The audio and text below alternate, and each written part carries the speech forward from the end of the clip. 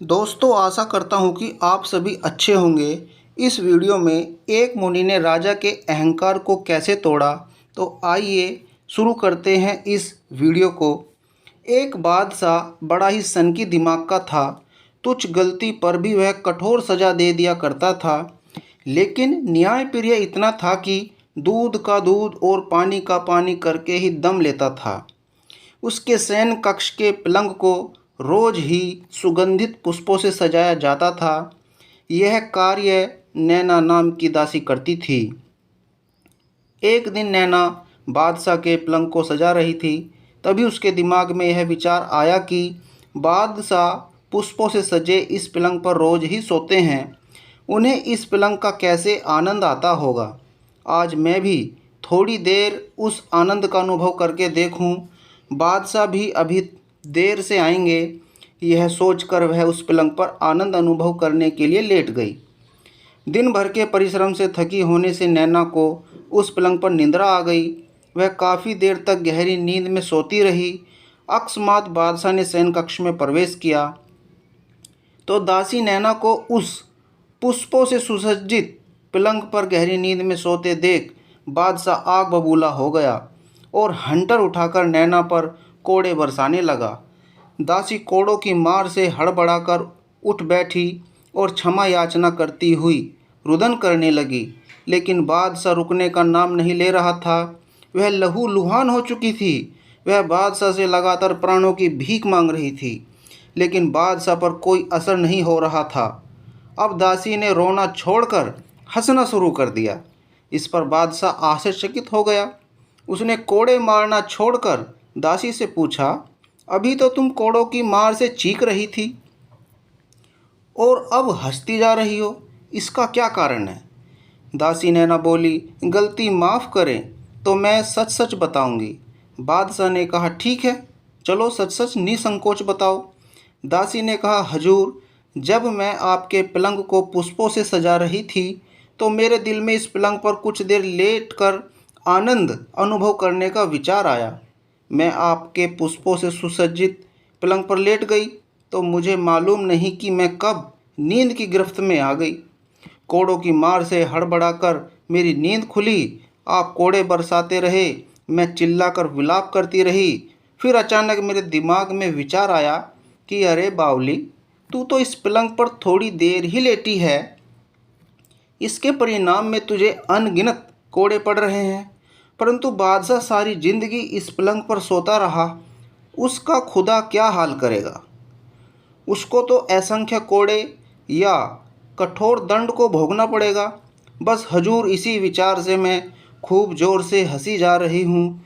बादशाह ने ठंडे दिमाग से सोचा कि दासी सच बात कर रही है। मैंने जीवन को फूलों की सेज पर ही रखा है, कांटों पर रखकर नहीं देखा। मैं फूलों की सेज त्याग दूंगा। नैना की सीख ने मेरी आंखें खोल दी है। उसने दासी से क्षमा मांगी। अब बादशाह को फकीरी रास आ रही थी। वह राजपाट त्याग कर योग्य गुरु की खोज में वन की ओर निकल गया।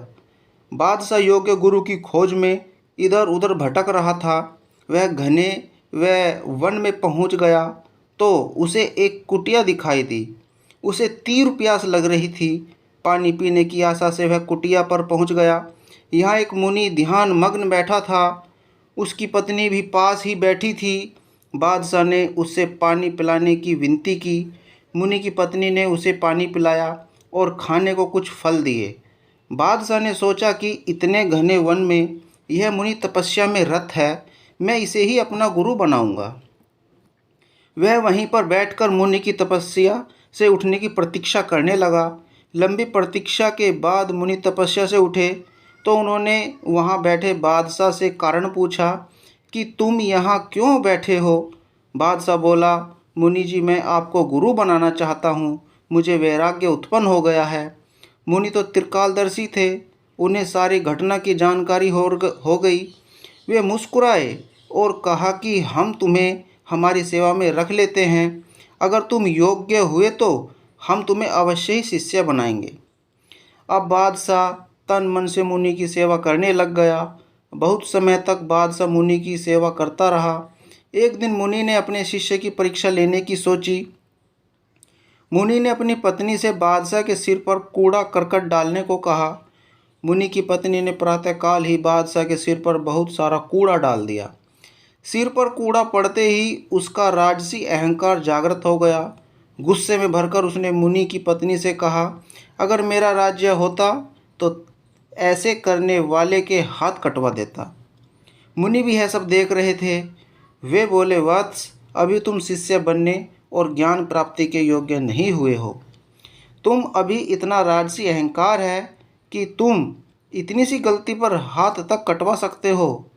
तुमने इस कूड़े से इतनी घृणा की, मृत्यु के पश्चात तो यह सुंदर शरीर भी एक कूड़े का ढेर हो जाता है। बादशाह फिर मुनि की सेवा में तत्पर हो गया। मुनि जो भी कार्य को कहते, जैसे जंगल से ईंधन लाना, भिक्षावृत्ति, घर के अन्य कार्य, झटपट से कर देता था। कुछ दिन पश्चात मुनि ने फिर पत्नी से कूड़ा डलवाने के लिए कहा, और जब मुनि की पत्नी ने पूर्व की तरह कूड़ा डाला तो बादशाह बोला, हे गुरु माता, आपने कूड़ा डालने का इतना कष्ट क्यों किया? आप आज्ञा दे देती तो इस कूड़े के टोकरे को मैं स्वयं ही अपने सिर पर डाल लेता। आपके हाथों को बहुत पीड़ा हुई होगी। बादशाह से यह सुनकर मुनि अति प्रसन्न हुए और बोले, वत्स, अब तुम शिष्यत तथा ज्ञान प्राप्ति के योग्य हो गए हो। अब तुम पूर्ण रूप से परिपक्व हो चुके हो। एक परम ज्ञानी के लिए अहंकार कदापि नहीं होना चाहिए। अब मुनि ने बादशाह को शिष्य बनाकर पूर्ण रूप से ज्ञान देकर परम तपस्वी बना दिया। दोस्तों, आशा करता हूँ कि आपको यह वीडियो अच्छी लगी होगी। अच्छी लगी हो तो इस वीडियो को लाइक करें, चैनल को सब्सक्राइब करें और मिलते हैं ऐसी ही मोटिवेशनल वीडियो के साथ। तब तक अपना ख्याल रखिएगा। धन्यवाद।